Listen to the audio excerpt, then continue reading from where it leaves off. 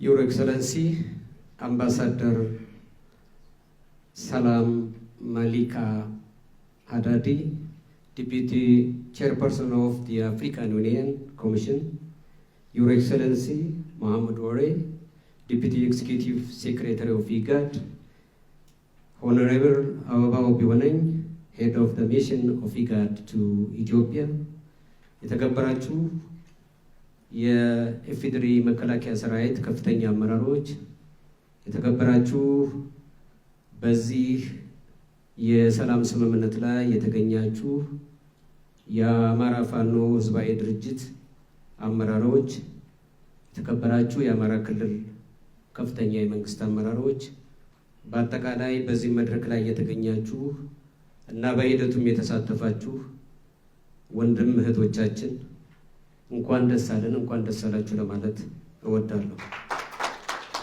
የዛሬው ዕለት መልካም ዕለት ነው ለክልላችን ህዝብ እና ህዝባችን ለሚኖርበት አካባቢ የሰላም አየር መተንፈስ የሚያስችል የመጀመሪያው ኩነት የተካሄደበት ዕለት ነው። እንደሚታወቀው ክልላችን ባለፉት 2 ዓመታት ተኩል በግጭት ምክንያት ሰብአዊ ጉዳት የደረሰበት፣ መፈናቀል የደረሰበት፣ በድህነትና ቀደም ሲል ወንድሜ ካፕቴን ማስረሻ ሰጤ እንደገለጸው በተደጋጋሚ በግጭት አዙሪትና በድህነት ሲዳሽቅ የኖረ ክልል እና ከዚህ ለመውጣት የሚያደርገው እንቅስቃሴ በጎ ፍሬ መጀመር የነበረበት ቢሆን የቀጠለበት ጊዜ ቢኖርም ይህንኑ አንጡራ ሀብት ያወደመ ግጭት፣ ማህበራዊ ምስቅልቅል የፈጠረ ግጭት ለማስቆም ሁነኛ መንገድ የተለምንበት የጀመርንበት ነው። ዛሬ የተዋዋልነው ወይም የተፈራረምነው ለረጅም ጊዜያት ድርድርና ውይይት ሲደረግበት የነበረውና ዛሬ የተቋጨው ጉዳይ በመጀመሪያዎቹ ጊዜያት መካሄድ የነበረበት፣ ወደ ግጭት ከመግባታችን በፊት መካሄድ የነበረበት እና ለህዝባችን በሚጠቅም መንገድ ውይይትና ድርድር መካሄድ የነበረበት እንደሆነ እናምናለን። ነገር ግን ሁለተኛው ትክክለኛ ጊዜ ደግሞ ዛሬ መሆኑንም እንገነዘባለን። ከዛሬ በኋላ ግጭትን ለማቆየት ያሰቡ ወንድሞቻችን ቀደም ሲል እንደተባለው በሀገራችን አንድነት፣ በህዝባችን ሉዓላዊነት፣ ጥቅምና ፍላጎት ላይ በድጋሜ አሉታዊ ውጤትን የሚያስከትል ሁኔታ መፍጠርን ያስከትላል። ከግጭት ማንም አያተርፍም። ሁለቱ ተፋላሚ ወገኖችም ሆኑ በዚህ ውስጥ የሚኖረው ህዝባችን በብዙ ጉዳትን ያስከትል ካልሆነ በስተቀር ማንም ከግጭት አያተርፍም። አሸናፊም ተሸናፊም የለም። በግጭትም ተጀምሮ በግጭት የተናቀቀ ጥቅምም መብትም የለም። ነገር ግን ዛሬ እንዳደረግነው በሰላም ሁላችንም እናተርፋለን። ከዚህ ማንም አያተርፋል። መንግስት ያተርፋል። ለህዝብ ጥያቄ አለም ብለው ከዚህ ቀደም ግጭቱ የነበሩ ወንድሞቻችንም በትልቁ ያተርፋሉ። ሌላው ቀርቶ በትልቁ ደግሞ ህዝባችን በእኛ ግጭት ምክንያት ሁለመናው እያጣዋለው ህዝባችን ደግሞ በትልቁ ያተርፋል፣ በትልቁ እፎይታን ያገኛል። እንዲህ አይነት ድርድርና ውይይት ሰላምን ብቻ ሳይሆን ችግሮቻችንን በውይይትና በድርድር የመፍታት ልምምድን ያጎናጽፋል። እንደምታውቁት ታሪካችን ልዩነትን በጠመንጃ የመፍታት በኃይል የመፍታት ልምምድ ያለበት አገር ውስጥ ነው የኖረው። ነገር ግን እንዲህ አይነት ውይይትና ድርድሮች ከጠመንጃ በላይ ትልቅ ዋጋ አላቸው። ከመሳሪያ በላይ ከብረት በላይ ትልቅ ዋጋ አላቸው። ዘላቂ የሆነ ጥቅሞችንና የመብት ጥያቄዎችን በእንዲህ አይነት መንገድ መፍታትን የሚያለማምዱ ናቸው። በመሆኑም ይሄ ከዚህ ቀደም የተጋጨንበት አሁንም በሌሎች ወገኖች እየቀጠለ ያለው የጥቅም የፍላጎት ልዩነት ሊታረቅ የማይችል አልነበረም። ሊታረቅ የሚችል ነው። እርስ በርስ በመነጋገር መቅረፍ የምንችለው ወደዚህ ግጭትም ማስገባት የማይችል ምክንያት ነበር ብለን እናምናለን። ነገር ግን ዛሬም ቢሆን ይህንኑ አስበን በሰላማዊና ዲሞክራሲያዊና ሕጋዊ በሆነ መንገድ ተወያይተን በዘላቂነት ችግሮቻችን ለመፍታት ያደረግነው ጥረት በእጅጉ የሚያስመካ ነው። በተለይ በእንዲህ አይነት በማይፈቅድ ሁኔታ ውስጥ ወጥተው የሰላማዊ አማራጭን መርጠው ለመጡ ወንድሞቻችን ተወያይተን በድርድር ችግራችንን መፍታት አለብን ብለው ላሰቡ ወንድሞቻችን እንደ መንግስት ከፍተኛ ምስጋናና አድናቆት አለኝ። እንድታመሰግኑልኝ በታላቅ አክብሮት ጠይቃለሁ። እንግዲህ የዛሬው ዕለት ተወያይተን እና ተደራድረን በክልላችንና በሀገራችን ሰላምን ዘላቂ ሰላምን ለማረጋገጥ ቆርጠን ተነስተናል። እንግዲህ ዛሬ እዚህ የደረስንበትን ጊዜ በሶስት ከፍለን ልንመለከተው እንችላለን። ከዛሬ በፊት ሰፊ ውይይት አድርገናል። ምናልባትም በጣም የተካረረ ክርክርም አድርገናል።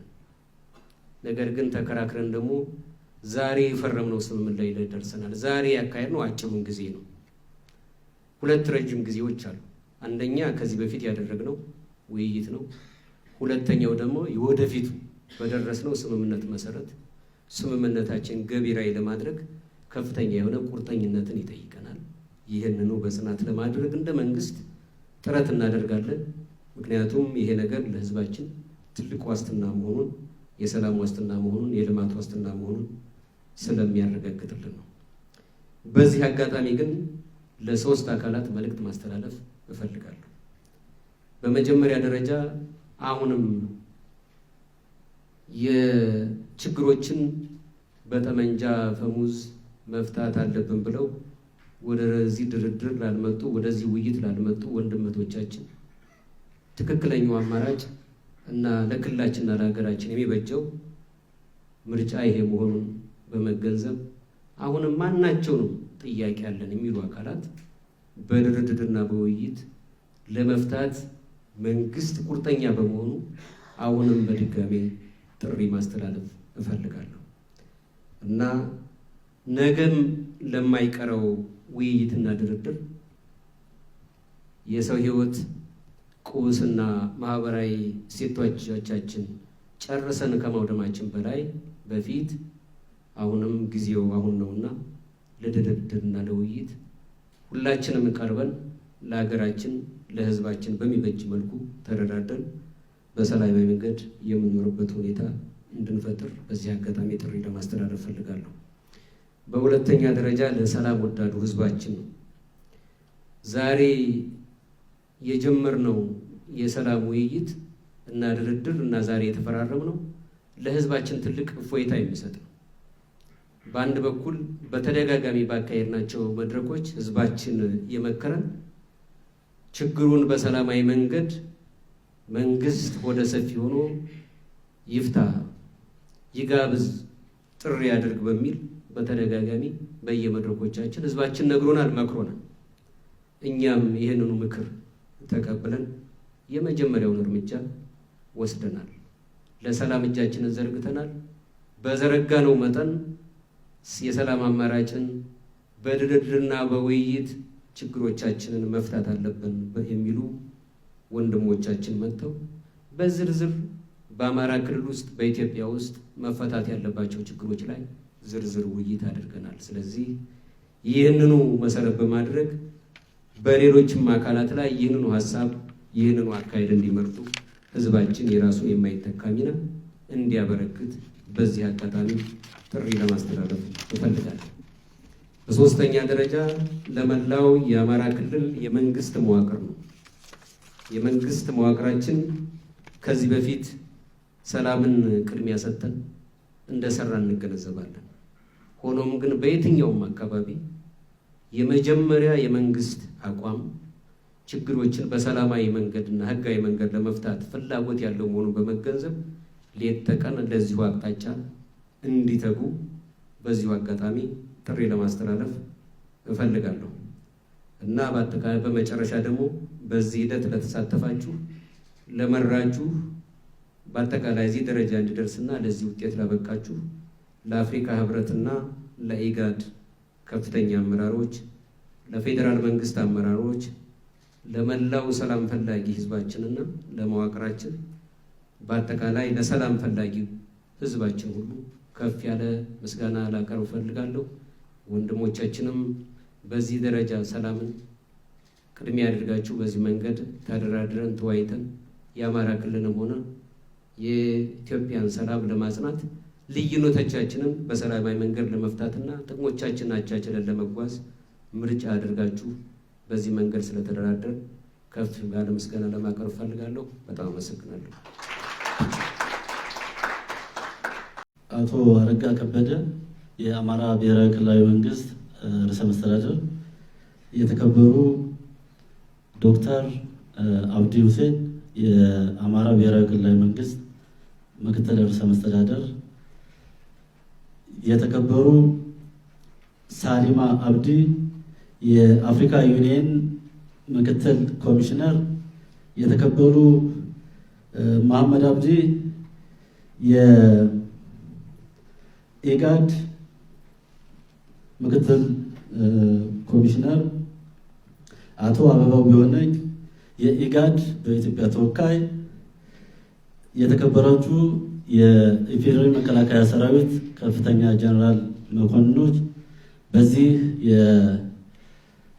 የሰላም የፊርማ ስነ ስርዓት ላይ የተገኛችሁ ክቡራን እንግዶች፣ ክቡራንና ክቡራት፣ ከሁሉ በማስቀደም ይሄ በአማራ ክልል ለ3 ዓመት ሲደረግ የነበረው የጦርነት አዙሪት እንዲቆም ከፍተኛውን ጥረት ስታደርጉ ለነበራችሁ ለአፍሪካ ህብረት እንዲሁም ሌሎች ዓለም አቀፍ ተቋማት እና ለመከላከያ ከፍተኛ አመራሮች ከፍ ያለ ምስጋናን ማቅረብ ፈልጋለሁ። እንደሚታወቀው ወደ ጫካ የወሰዱን የተለያዩ የህዝብ ጥያቄዎችን ይዘን ነው። እነዚያ የህዝብ ጥያቄዎች የሚመለሱበትን እና ይህም በሂደት አሁን የሚመለሱ በአጭር ጊዜ፣ በመካከለኛ ጊዜና በረጅም ጊዜ የሚመለሱ ብለን በ3 ከፍለን ተወያይተን ተስማምተናል ማለት ነው። እንደሚታወቀው በጦርነት ተጀምሮ በጦርነት ያለቀ ታሪክ የለም። አፍተር ዋር there must be a peace process። ውጊያው ቢቀጥል ከዚህ በላይ ህዝባችን መሸከም አይችልም። በሁለተኛ መንገድ ለኢትዮጵያ ህዝብም ለአፍሪካ ህዝብም አጠቃላይ ለዓለምም በንግግር ነገሮችን ለመፍታት ችግሮችን ለመፍታት አስተማሪ ሆኖ መገኘት ብልጠት የፖለቲካ ዊዝደም እንጂ ሽንፈት እንዳልሆነ በውይይታችን አይተናል። ስለዚህ ይሄ የተነጋገርንበትን እና የተፈራረምንበትን ወደ ትግበራ ሲገባ የተለያዩ መሰናክሎች ሊገጥሙ እንደሚችሉ በማሰብ ሁላችሁም የዓለም አቀፍ ተቋማትም የክልልና የፌዴራል መንግስትም ከጎናችን በመሆን በአማራ ክልል ያለውን አሁን የተጀመረውን የሰላም ሂደት እስከሚጠናቀቅ ድረስ እንደምትደግፉን ተስፋ አደርጋለሁ። በመጨረሻ የአማራ ፋኖ ህዝባዊ ድርጅት የአማራን ህዝብ ጥያቄና የኢትዮጵያን ሉዓላዊነት፣ የኢትዮጵያን የግዛት አንድነት እና የኢትዮጵያን ጥቅም በአስከበረ መንገድ ተነጋግረናል። ኢትዮጵያ ሀገራችን እየተወራረሰ መጥቶ እኛ ኃላፊነት ላይ እኛ ትከሻ ላይ ወድቋል። ይህንን ኃላፊነት በአግባቡ መወጣትና የተለያዩ የተገንጣይና የሌላ የባዕድ ኢትዮጵያ እንድትበታተን ከሚፈልጉ ኃይሎች ጋር የሚደረግ ግንኙነት አጥፊነት እንጂ የህዝብ ጥያቄም እንዳልሆነና በዚያ መንገድም የህዝብ ጥያቄ መመለስ እንደማይችል ተረድተው በሌላ መንገድ ያሉ በተለያዩ የኢትዮጵያ አካባቢ ያሉ ትጥቅ አንስተው የሚንቀሳቀሱ ወገኖች ይህንን ፈለግ በመከተል ወደ ውይይት መጥተው በጠረጴዛ ዙሪያ ችግሮቻቸውን ተነጋግረው እንዲፈቱ ጥሪ እያቀረብኩ ለተደረገው ስምምነትና ንግግር እና ይህንን ፋሲሊቴት ላደረጋችሁ በሙሉ የከበረ ሰላምታዬን አቀርባለሁ። አመሰግናለሁ።